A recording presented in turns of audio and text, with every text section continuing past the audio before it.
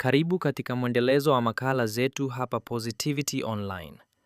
Leo tunakuletea stori ya kijana wa Kinyarwanda ambaye amepitia mikasa mingi ya kutisha enzi za mauaji ya kimbari nchini Rwanda na ajali ya meli ya MV Bukuba Mwanza. Jina lake lilikuwa Samuel Habimana, kijana wa Kinyarwanda aliyebeba kumbukumbu nzito kuliko umri wake. Kabla ya mwaka 1994, maisha yake yalikuwa ya kawaida, ya kifamilia, ya kicheko cha jioni, ya sala za pamoja mezani. Baba yake alikuwa mwalimu wa shule ya msingi, mama muuguzi katika zahanati ya kijiji, na mdogo wake wa kike Aline alikuwa mwanga wa nyumba, mtoto aliyependa kuimba bila kujali kama sauti yake ilikuwa sawa au la. Lakini siku ile ilipofika, dunia ilisimama. Asubuhi haikuwa tofauti sana. Kulikuwa na ukimya wa ajabu hewani, kama vile milima yenyewe ilikuwa imeamua kushikilia pumzi. Kelele zilianza kwa mbali, sio milio ya kawaida ya soko au watoto wakicheza, bali sauti za miguu mingi, sauti za hasira na maneno yaliyokatwa na chuki. Samuel hakuwa mgeni wa hofu, lakini siku ile alijifunza maana yake halisi. Mlango ulivunjwa kwa nguvu. Hakukuwa na muda wa kuelewa. Baba yake alimsukuma kwa nguvu kuelekea jikoni, huku akimshika Aline mkono. "Jifiche," alisema kwa sauti iliyovunjika lakini thabiti. Friji lilikuwa la zamani, kubwa, lililokuwa halitumiki tena, limezimwa kwa muda mrefu. Lilikuwa mahali pa mwisho, pa kukata tamaa. Samuel aliingia kwanza, akamvuta Aline ndani, wakajifungia kwa ndani, huku baba yao akivuta mlango wa nje. Ndani kulikuwa na giza, harufu ya chuma na baridi ya hofu. Aline alitetemeka kimya kimya, macho yake yakitafuta uso wa kaka yake. Kile kilichofuata hakikuonekana, kilisikika. Sauti za watu, maneno ya matusi, kelele za vurugu, kilio cha mama yao, halafu ukimya mzito, ule unaokaa kama jiwe kifuani.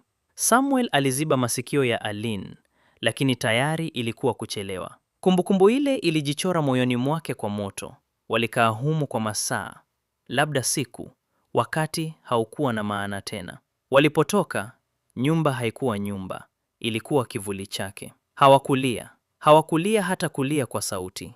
Walikimbia. Safari yao ya kuelekea uhai ilianza kwa miguu, kwa msaada wa watu wasiojulikana, kwa kulala vichakani, kwa kula chochote kilichopatikana. Samuel alikuwa mtu mzima kwa siku chache. Alijifunza kuangalia pande zote kabla ya kuongea. Alijifunza kunyamaza. Alijifunza kubeba Aline mgongoni bila kulalamika. Mpaka walipovuka mipaka. Kagera, Tanzania iliwapokea kwa vumbi, jua kali na ugeni mgumu. Walikuwa wakimbizi, majina yao yakibadilika kuwa namba. Samuel alifanya kazi yoyote, kubeba mizigo sokoni, kuchota maji, kulima mashamba ya watu. Aline alikuwa kimya kuliko umri wake, macho yake yakiwa makubwa kuliko uso wake. Miaka ilipita kwa polepole. Maisha hayakuwa rahisi, lakini walikuwa hai. Hilo peke yake lilikuwa muujiza. Mwaka 1996, Samuel aliamua. Kagera haina nafasi ya ndoto. Walihitaji mji. Walihitaji Mwanza. Walipanda meli MV Bukoba usiku, wakiwa wamechoka lakini na matumaini. Aline alitabasamu kwa mara ya kwanza baada ya muda mrefu. Akasema, "Kaka, tutaanza upya." Samuel hakujua kwamba maneno yale yangekuwa ya mwisho kumsikia. Usiku wa ziwa una siri zake. Maji ya ziwa Victoria yalikuwa kimya mno. Ndani ya meli, watu walilala, wengine walizungumza kwa sauti ndogo. Samuel alimfunika Aline shuka jembamba, akamwambia alale. Kisha dunia ikatikisika. Kelele, mkangangiki, giza, maji. Samuel alijikuta ndani ya maji baridi, akipambana na pumzi yake. Alimtafuta Aline kwa mikono, kwa sauti, kwa moyo wake wote. Hakumpata. Mikono ilimvuta juu. Alipiga kelele, akalia, akaita jina lake hadi sauti ikakatika. Alipozinduka ufukweni, jua lilikuwa linachomoza. Mwili wake ulikuwa hai. Moyo wake ulikuwa umevunjika kabisa. Hapo ndipo hadithi yake ya pili ilipoanza, ya maumivu, ya imani, ya Mungu na ya safari ya ajabu kuelekea Mwanza. Si kama mkimbizi tena, bali kama mtu aliyenusurika kwa kusudi. Samuel alikaa ufukweni mwa ziwa Victoria kwa saa nyingi, macho yake yakitazama maji yaliyokuwa yamechukua kila kitu alichobakiza duniani. Watu walipita, wengine wakilia, wengine wakitafuta ndugu zao, wengine wakifunikwa kwa blanketi wakitetemeka. Jina la Aline lilikuwa bado mdomoni mwake, lakini halikuwa na jibu. Alikuwa hai, na hilo lilimuumiza kuliko majeraha yote. Alipelekwa hospitali ya rufaa Mwanza. Alipata matibabu ya mwili, lakini hakuna aliyeuliza kuhusu moyo wake. Usiku, alipofumba macho, alisikia maji yakimiminika masikioni. Alisikia sauti ya Aline ikimuita, "Kaka." Ndipo alipoamka kwa mshutuko, jasho likimtoka kama mvua. Siku chache baadaye, orodha ya waliopotea ilitolewa. Jina la Aline Habimana lilikuwepo. Samuel alishika karatasi kwa mikono iliyotetemeka. Hakulia. Machozi yalikuwa yamekauka. Alibaki mtupu. Mwanza haikumkaribisha kwa shangwe. Ilikuwa jiji kubwa, lenye kelele, lenye haraka, lisilo na muda wa kusikiliza historia ya mtu. Samuel aliishi mitaani kwa muda, akilala karibu na soko la Kirumba, akifanya kazi ndogo ndogo, kubeba mizigo bandarini, kuosha vyombo kwenye vibanda vya chakula, hata kuchimba mitaro wakati wa mvua. Kila alipopata hela kidogo, alinunua chakula cha kutosha kuishi. Hakuwahi kununua furaha. Kulikuwa na siku alitamani kurudi majini. Alisimama mara kadhaa ufukweni usiku, akitazama giza la ziwa, akijiuliza kwa nini yeye alinusurika. Kwa nini sio mimi? Aliuliza mara kwa mara. Hakuna aliyemjibu. Mpaka siku moja. Ilikuwa Jumapili ya kawaida. Samuel alikuwa amekaa kivulini karibu na uwanja wa furahisha, akiwa amechoka baada ya kazi nzito ya kubeba mifuko ya saruji. Ghafla alisikia nyimbo, sio za barabarani, bali nyimbo za polepole, zenye maneno ya tumaini. Aligeuka akaona watu wachache wamekaa chini ya mti, wakisali. Mhubiri hakuwa na kipaza sauti kizuri. Alikuwa mtu wa kawaida tu, lakini sauti yake ilikuwa na uzito wa ajabu. Alizungumza kuhusu maumivu ambayo Mungu hakuyaepuka, bali aliyaruhusu ili kuyaigeuza kuwa daraja. Maneno yale yalimgonga Samuel kama radi. Baada ya ibada, mhubiri alimkaribia. Hakumuuliza anatoka wapi, hakumuuliza ana dini gani. Alimuuliza swali moja tu. Unataka kuishi au unataka tu kuendelea kupumua? Samuel hakujua ajibu nini. Alilia kwa mara ya kwanza baada ya miaka mingi. Alilia kama mtoto, katikati ya watu wasiomjua, lakini waliomkubali. Kuanzia siku ile, alianza kukaa nao. Hakupata pesa, hakupata kazi, lakini alipata kitu alichosahau: sababu ya kuamka asubuhi. Miaka ilipita. Samuel alianza kusaidia kanisani, kusafisha, kupanga viti, kuwakaribisha watu. Polepole alianza kuongea. Kwanza sentensi chache, kisha ushuhuda, kisha ujumbe mfupi. Watu walimsikiliza kwa sababu hakuhubiri kutoka kwenye vitabu. Alihubiri kutoka kwenye makovu. Alizungumza kuhusu friji la giza. Alizungumza kuhusu ziwa. Alizungumza kuhusu kupoteza kila kitu na bado kuendelea kuishi. Watu walimfuata, sio kwa sababu alikuwa mtakatifu, bali kwa sababu alikuwa halisi. Siku moja, akiwa anahubiri mbele ya watu wachache, Samuel alisimama kimya kwa muda mrefu. Macho yake yalikuwa na machozi, lakini sauti yake ilikuwa thabiti. Nilipoteza familia yangu yote, alisema. Lakini Mungu hakuondoka nami. Alikaa kimya, lakini alikuwepo. Leo hii, naamua kuishi sio kwa ajili yangu, bali kwa ajili ya wale wote waliopotea bila sauti. Hapo ndipo wazo lilipozaliwa. Sio kanisa dogo chini ya mti tena, bali kanisa kubwa, mahali pa uponyaji, pa wakimbizi wa maumivu, pa waliovunjika. mahasi ambapo jina la Aline lingeishi kupitia matendo mema, ya maumivu, ya imani, ya Mungu na ya safari ya ajabu kuelekea Mwanza, si kama mkimbizi tena, bali kama mtu aliyenusurika kwa kusudi. Wazo la kuanzisha kanisa kubwa halikuja na fedha, wala halikuja na wafuasi wengi. Lilikuja na mzigo wa kumbukumbu na ndoto iliyomzidi mwenyewe. Samuel aliposema kwa mara ya kwanza kwamba anataka kujenga kanisa, watu walitabasamu kwa heshima, ile tabasamu ya kusema Mungu akusaidie, lakini mioyoni wakijua hali halisi. Hakuwa na ardhi, hakuwa na hela, hakuwa hata na makazi ya kudumu. Alikuwa na imani tu. Alianza kwa kukodisha kibanda kidogo cha bati pembeni ya mtaa mmoja wa Mwanza. Wakati wa jua kali, ndani kulikuwa kama tanuru. Wakati wa mvua, sauti ya matone juu ya bati ilizidi sauti ya mahubiri. Lakini watu walikuja. Wale waliokuwa hawana pa kwenda, wamama waliovunjika ndoa, vijana waliopotea kwenye madawa, wakimbizi waliokuwa wamebeba historia nzito kama yake. Samuel hakuwahubiria utajiri, aliwahubiria kupona.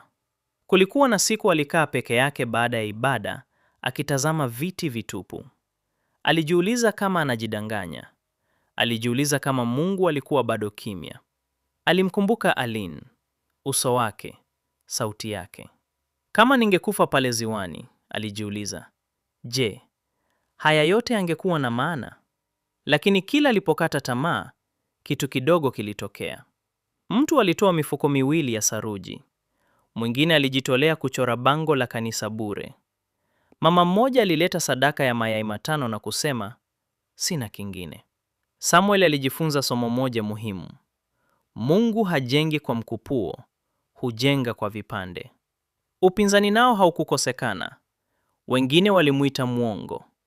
Wengine walidai anatumia maumivu ya watu kujijenga. Maneno hayo yalimuumiza, lakini hayakumrudisha nyuma. Alijua ladha ya kupoteza kila kitu. Maneno hayangeweza kumuua. Miaka iliposonga, kibanda cha bati kikawa jengo dogo la tofali. Jengo dogo likawa ukumbi wa kati. Ukumbi ukawa kituo cha matumaini. Kanisa likaanza kujulikana sio kwa ukubwa wake tu, bali kwa kazi zake. Kusaidia yatima, kulipia ada za watoto wa wakimbizi, kuwapa chakula wasiokuwa nacho. Siku ya kuweka jiwe la msingi la kanisa kubwa, Samuel alisimama mbele ya mamia ya watu. Mikono yake ilitetemeka aliposhika kipaza sauti. Mimi ni shahidi, alisema. Shahidi kwamba mtu anaweza kupoteza kila kitu na bado asipoteze kusudi. Alitazama juu, macho yake yakijaa machozi, lakini uso wake ukiwa na amani. Kanisa hili halitajengwa kwa jina langu. Litajengwa kwa kumbukumbu za wale tuliowapoteza na kwa matumaini ya wale tunaowaokoa. Alipotamka maneno hayo, upepo mwanana ulivuma kutoka ziwani. Watu walinyamaza. Ilikuwa kama Mwanza nzima ilisimama kusikiliza. Ndani ya moyo wake, Samuel alihisi kitu alichokosa kwa muda mrefu: utulivu. Kwa mara ya kwanza, hakuhisi hatia ya kuishi. Alihisi wajibu wa kuishi vizuri. Siku ya ufunguzi wa kanisa kubwa jijini Mwanza ilifika bila makelele makubwa ya matangazo. Hakukuwa na mabango ya anasa wala misururu ya magari ya kifahari. Lakini watu walikuja. Kutoka mitaa ya karibu, kutoka vijiji vya mbali, kutoka kwenye maisha yaliyokuwa yamevunjika kama yao yalivyokuwa. Jengo lilisimama kwa unyenyekevu, lakini kwa heshima. Halikuwa refu kuliko mengine, lakini lilikuwa na uzito wa hadithi. Ukutani wa mbele, kwa herufi ndogo zisizopiga kelele, kulikuwa na maneno: kwa wote walionusurika na kwa wote tunaowakumbuka. Samuel alisimama nyuma ya madhabahu kwa muda mrefu kabla ya kuanza kuhubiri. Aliangalia umati wa watu, nyuso zilizobeba huzuni, matumaini, imani mpya. Aliona wakimbizi kama yeye alivyokuwa. Aliona watoto waliopoteza wazazi. Aliona watu waliokuwa karibu kukata tamaa, lakini bado walikuwa wamesimama. Aliposhika kipaza sauti, hakuwa tena yule kijana aliyenusurika kwa bahati mbaya. Alikuwa mtu aliyenusurika kwa kusudi. Miaka mingi iliyopita, alianza polepole. Nilijificha ndani ya fridge ili kuishi. Nilipoteza familia yangu mbele ya macho yangu. Nilivuka mipaka nikiwa na mdogo wangu, nikidhani angalau yeye angebaki. Kanisa lilikuwa kimya. Nilipofika Mwanza, aliendelea, nilidhani hapa ndipo maisha mapya yangenianza. Lakini ziwa lilinifundisha somo lingine. Nilinusurika. Yeye hakunusurika. Samuel alisimama, akavuta pumzi ndefu. Kwa miaka mingi nilimlaumu Mungu. Nilimlaumu maisha. Nilijilaumu mimi mwenyewe. Lakini leo nimesimama hapa kusema jambo moja. Kuishi ni wajibu. Machozi yalikuwa yamejaa machoni mwa watu wengi. Kanisa hili halipo kwa ajili ya wakamilifu. Lipo kwa waliovunjika. Lipo kwa wale waliopoteza kila kitu na hawajui waanzie wapi. Kama mimi. Baada ya ibada, watu walibaki. Hawakutaka kuondoka. Walikaa kimya, wengine wakisali, wengine wakikumbatiana.